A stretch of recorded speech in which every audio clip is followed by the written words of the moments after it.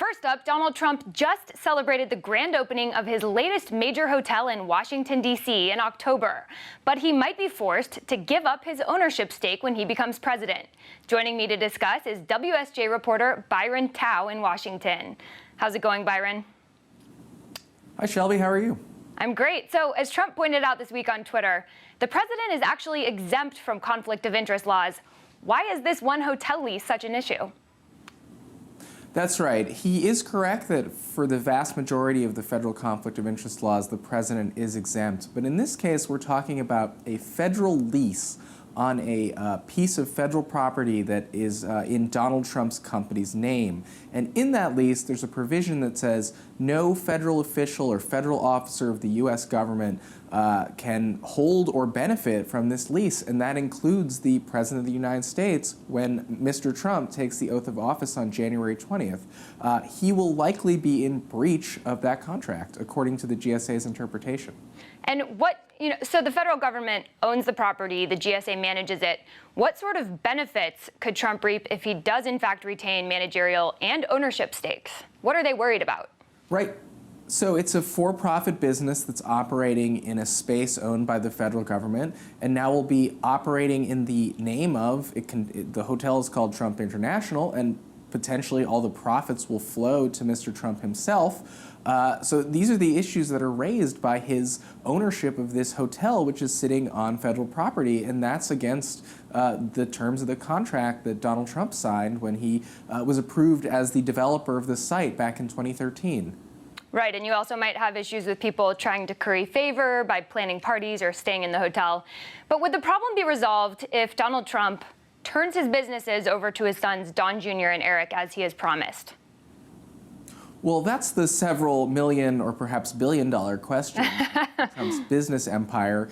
You know, he said that a lot of these conflicts will be resolved, that he's going to hand ownership of his corporate holdings over to his two sons, and that no new deals will be done while he's president. But, you know, it remains to be seen how government lawyers will determine whether that action, transferring ownership or management, satisfies this condition in the lease, or whether he will have to give up this brand new hotel that just opened a few months ago. Right, which he's very proud of. GSA hasn't officially commented on this, but four senior House Democrats are essentially speaking on behalf of GSA. You cited a letter that they wrote in your piece today. What role does politics play in this issue? Well, certainly the information was made public by four senior House Democrats, but this is the nonpartisan staff at the General Services Administration, which is basically the landlord and logistical support entity for the federal government. And they say that it's career folks that made these decisions, that they're immune from political pressure, and that even if Donald Trump takes over the government on January 20th, that their interpretation of the law will remain unchanged, and that this is something that's outside of politics and is handled by the professional staff. So even though it is Democrats making hay of this issue and definitely making public this piece of information, that this is a determination that's coming from a part of the government that is the civil service and not the side that is political. And really quickly, Donald Trump, the transition team this morning said he would address this hotel in his news conference in January. He's going to be talking about other business conflicts at that press conference. What other issues could be problematic for him?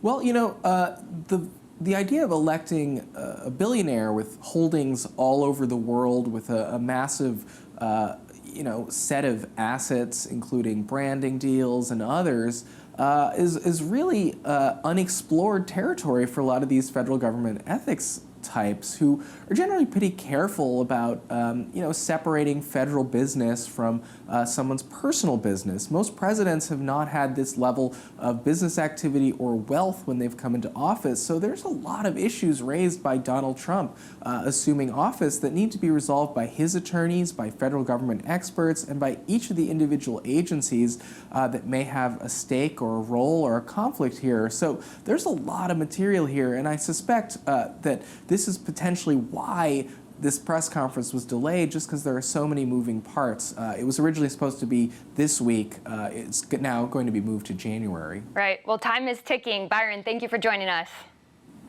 Thanks for having me.